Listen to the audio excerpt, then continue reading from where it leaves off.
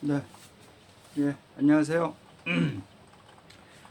자, 오늘 강의는요, 최근에 제가 우연하게, 아, 절도죄, 이런 걸 이제 목격하게 됐습니다.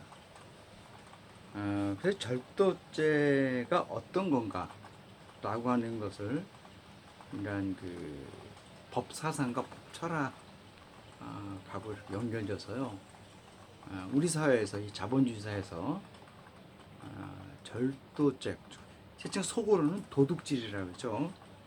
여기에 대해서 이제 제가 한번 가벼운 이야기를 하는 겁니다. 그래서 이제 제목이 이제 절도죄와 공무집행방해죄라고 제가 오늘은 했습니다. 근데 이 두 개는요, 이 두 개는 자본주의 사회에서 합의가 불가능한 거예요. 합의를 해주면 안 되는 겁니다. 제가 우연찮게 이제 절도죄의 합의라 그래서 제가 이렇게 포털에 떠요. 뭐 다음이라든가 네이버 이런 데서 치니까 절도죄, 뭐 범죄 구성 요건 같은 거는 제가 얘기하는 게 아니에요. 그런 거는 이제 뭐 형법적인 책을 보면 되고, 뭐 그런 건 제가 얘기하는 거 아니고, 이 절도죄하고 공무집행방해죄가 어떤 건가, 왜 합의가 안 되는 거냐 하는 그런 것은요, 우리가 살고 있는 현대의 자본주의하고 연결해야 돼요. 그럼 그것은 법 사상하고 법 철학하고 연결이 되는 거거든요. 자, 보세요. 이 절도죄는요, 개인의 재산을 인정해 주는 거예요. 근데 개인의 재산을 인정해 주는데 내가 도둑질을 했다 이거예요. 그죠? 도둑질을 했는데 한 다음에 뭐 아니 내가 얼마 줄 테니까 합의 봐주세요. 딱 풀어주세요. 딱 구속시키지 마세요. 그러면 도둑질한 다음에 에? 걸리지만 않으면 되겠네요. 그렇잖아요. 재수 없이 걸렸다 쳐봐요. 그럼 합의합시다. 내가 당신한테 도둑질한 거 다 갚아줄게. 그럼 되는 거네, 그죠? 그렇게 되면 어떤 문제가 생기는 거 아니에요?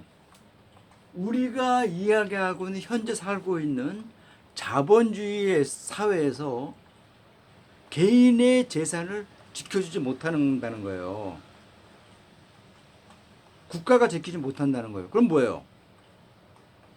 그럼 자본주의라는 자체가 세워줄 수가 없는 거죠. 그렇잖아요?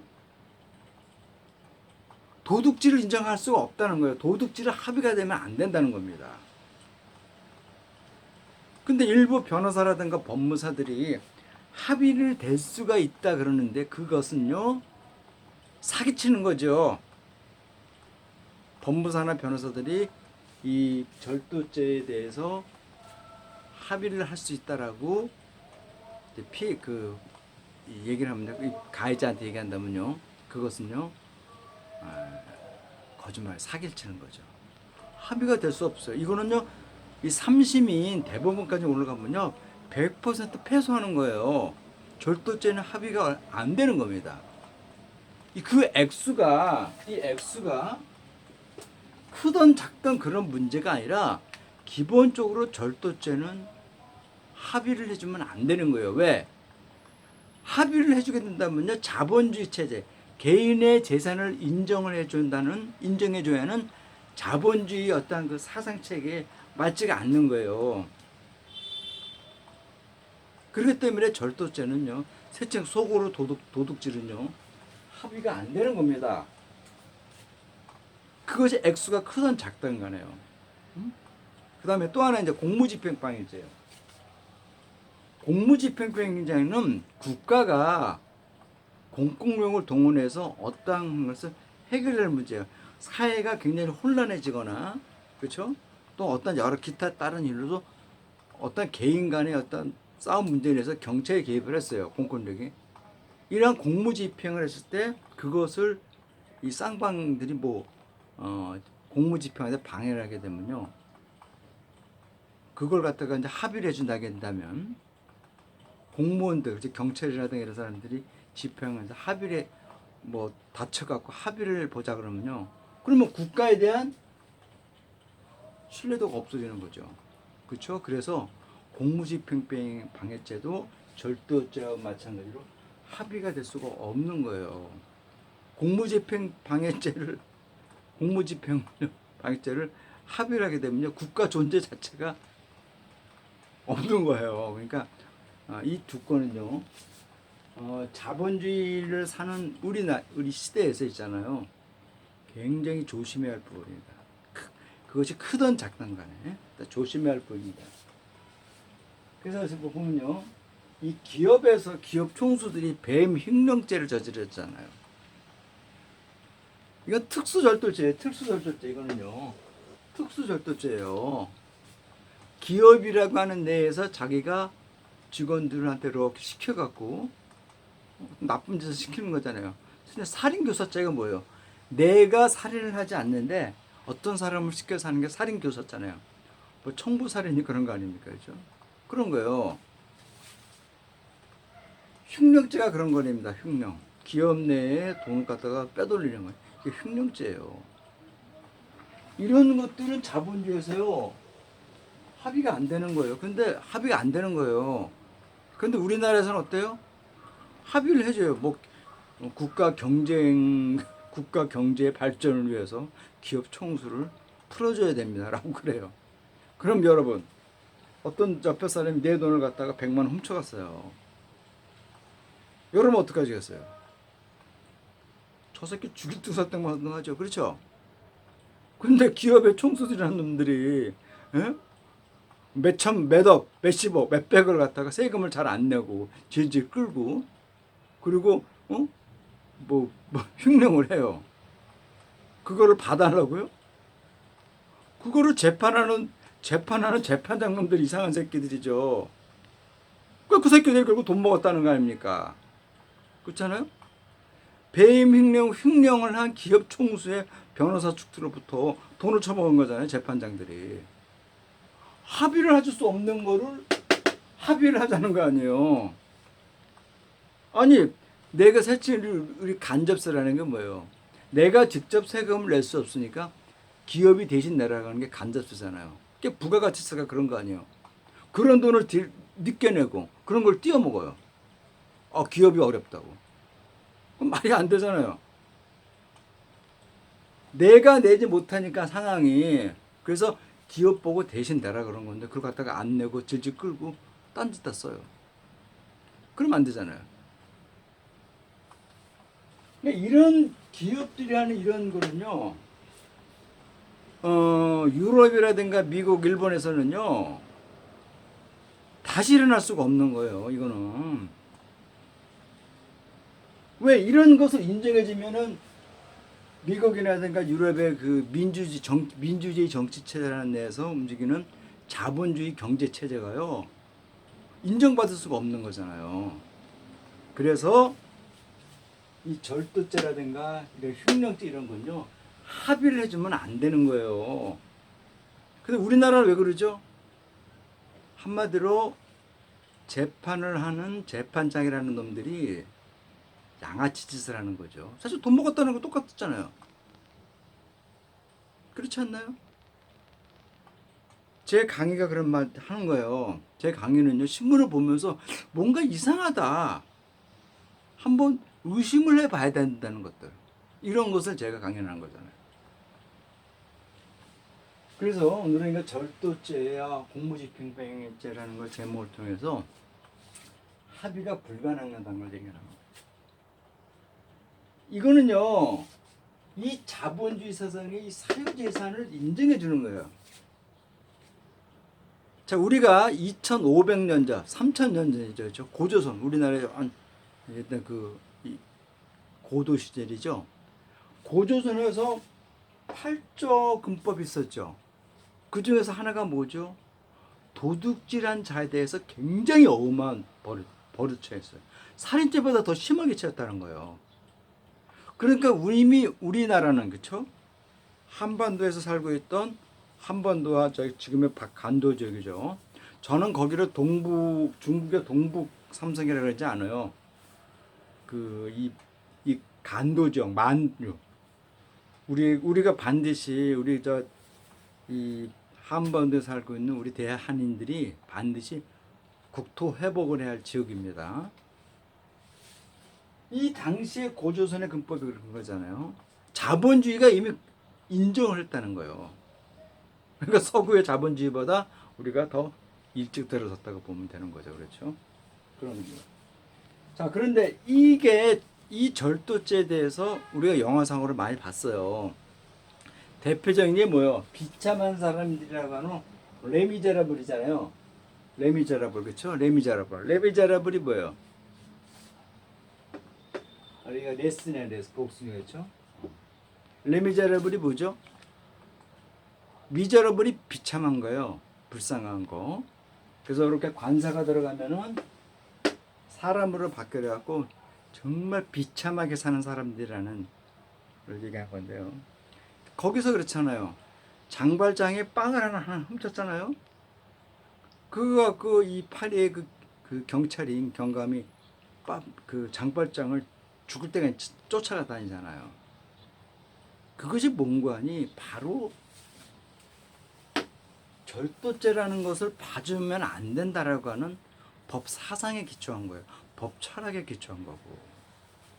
근데 우리는 이 영화를요, 뭡니까, 그 뮤지컬이라든가 이런 것 통해서 쉽게 넘어가는데 그게 아니다. 이거는 단순한 그런 영화가 아니라 자본주의의 한 대표적인 거를 갖다가 보여주고 있는 영화라고 할 수 있는 거예요.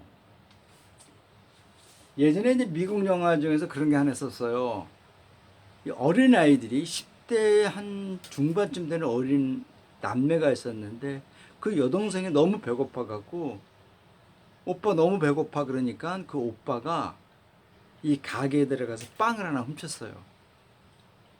근데 그 가게 주인이 그 소년을 잡아갖고 경찰에 입건을 시켰는데요. 결국은 이 소년범이 이제 그 형무소에서 굉장히 그 훔친 거에 비해서 굉장히 큰 형벌을 받는 겁니다. 그것이 왜 그런 거 아니? 자본주의 체제를 함부로 깨트리면 안 된다고 하는 법 사상과 법 철학에서 근거하기 때문인 거예요. 그렇기 때문에 이제 제 유튜브 강의를 들으시는 사람들은 그걸 아셔야 돼요. 편의점을 하거나, 그렇죠? 가게를 하거나 식당에서 이 직원들이 함부로 이 가게 물건을 손을 함부로 대면 안 돼요. 반드시 먹게 되면은, 몸을 가지게 되면 반드시 그거를 써야 됩니다. 그러니까 이런 부분들은 만약에 이제 사장이라는 사람들이, 주인이라는 사람들이 혹시 너 세척만 하는 속으로 너 엿먹어 놈의 새끼라고 증언을 갖다가 해고자면요, 그 집어넣으면 그냥 들어가는 거예요, 깜빵에. 물론 뭐 액수로 인해서 이렇게 뭐 형량을 감량받을 수 있겠지만요, 합의가 되지 않는다는 걸 아셔야 된단 말이에요. 응? 그러니까 이 도둑질이라는 이런 공무집행방해죄는요, 함부로 하시면 안 됩니다. 근데 우리나라에서는 이게 절도죄가 얼마나 중요한지를 모르는 이유는 오랫동안 이 있는 사람들로부터 지배를 받고, 특히 이제 최근에는 이제 그 일본으로부터 그 도둑질 비슷한 그런 강탈을 당했잖아요. 그거로 인해서 굉장한 정신적인 물질적인 피해를 많이 받았기 때문에 조금 그 부분에 대해서 액수만 크지 않으면 온종주의를 가는 게 있는 것 같아요. 근데 그거는 법 사상과 법 철학과 법 사상에 근거한다면요, 올바른 게 아닙니다. 우리 사회가 좀 그런 것들이 좀 좋은과 나쁜 거를 떠나서 좀 더 이 재판장들이, 판사들이 좀 더 정확하게 구별을 해야 되는 것 같습니다. 예를 들어서요, 술을 먹고 막 근데 술집 주인은 술집에서 이제 술값을 낸다 못 낸다 그러다가 바가지를 썼다 그래갖고 이제 술집 주인하고 싸움을 해요. 그러니까 이제 술집 주인이 경찰을 불러요. 가게에 막 혼란을 끼친다고. 아무것도 아니잖아요. 근데 경찰이 와갖고 한데 경찰하고 막 뭐 수갑을 안 채운다가 막 그래요. 그러면 경찰이 공무집행방해죄로 나중에 조사수단 써요. 굉장히 억울하죠. 그런 겁니다. 이게 즉 개인의 재산을 지켜줘야 되는 게 이제 자본주의 사회의 어떤 기금입니다. 그렇기 때문에 절도죄라든가 이런 것들은요 합의를 해주면 안 되는 거예요. 응? 이런 것들이 이제 형법. 우리나라 형법은요 해방이 된 이후로 크게 바뀌지 않았어요. 민법은 굉장히 많이 바뀌었습니다. 그러나 형법은 많이 안 바뀌었어요. 해방된 이후로. 왜 그런가 하니 일제가 한반도를 침략해서 독일에서 내려 들어온 국가 운영을 하는 데 기본적인 형법을요 굉장히 강화된 형법을 그대로 들어왔는데 이 일본이 들어와서 우리나라를 침략하면서요 거기서 자기는 일본 지배자들의 입에 맞는 조선 식민지 지배법으로 바꿨어요. 그 형법을. 그러니까 우리가 지금의 형법은 독일에서 서구에서 이미 정립되던 그런 형법이 아니라 일본인들에 의해서 조선 식민지 특별법으로 이렇게 만들어져 갖고 형법으로 만들어진 겁니다. 그런데 그것을 우리는 해방이 된 이후로 중요한 많은 것들을 고치지 않았어요. 민법은 굉장히 많이 고쳤습니다. 왜? 민법은 자기네 재산하고 직접 연관되니까 사회 지도층이라든가 있는 놈들이 민법은 계속 바꿨어요. 근데 정말 중요하게 바닥에서 어렵게 사는 서민들한테는 사실 민법은 사실 중요하지 않아요. 왜? 재산이 없는데 무슨 민법이에요? 상속해 줄 거 있나요? 중요해 줄 거 있나요? 없는 사람들은 민법에 대한 개념이 사실 없어요. 근데 형법에 너무 집착당해요. 형법에. 없는 사람들은. 형법의 선상에서 살고 있어요. 항상. 조금만 문제가 돼도 다 법에 걸리는 것들하고. 그 형법을요 안 바꿨어요. 해방 이후로 거의 다 안 바꿨어요. 그러니까 정권을 잡은 뭐 세층 말하는 뭐 그 양당, 뭐 민주당이라든가 이런 애들이 너무나 좋거든. 그러니까 형법을 안 고쳤어요. 그러면서 자기네들 뭐 유정자라 그러고 국민을 위한다 그래요. 과연 그런가요? 형법을 좀 더 많이 바꿔야 되겠죠. 자, 오늘은요 제가 절도죄와 공무집행 방해죄라는 합의가 안 되는 어떤 범법 행위를 했을 때 합의가 안 되는 것 중에 두 가지를 꺼내 갖고 오늘 강의를 했습니다. 오늘 우연찮게 얼마 전에 제가 이제 어떤 그런 상황을 목격을 해서 오늘 제가 한번 강의를 했습니다. 특히 이제 기업들이 횡령을 하는 총수들이 횡령하고 이렇게 배임하는 건요. 일본이라든가 유럽, 미국에서는요. 봐줄 수가 없는 거예요. 그 사람은 그 다음에 다시 기업 활동을 못 해요. 근데 우리나라는 하잖아요. 최태원 씨하고 누구야? 저기 누구야? 이재용이 하고 이건희 씨도 그러고 옛날에 삼성 이병철 씨도 문제가 많죠, 그렇죠? 이게 근본적으로 형법을 안 바꾸기 때문에 그런 게 좀 있습니다. 자, 오늘 강의는요 이것으로 하고 다음에는 제가 기본권이라고 하는 기본권을 이야기하는 형법에서 이렇게 불신 건물에 대해서 이제 그런 얘기를 한번 강의를 할게요. 그러니까 제 강의는 전문적인 건 아니라는 거 아시죠? 그러니까 우리가 일상생활을 하면서 이게 아니지 않느냐라고 하는 것들을 제가 이렇게 한번 회의적인 차원에서 이렇게 한번 던지고 강의를 하는 거예요. 네, 다음에 뵙겠습니다.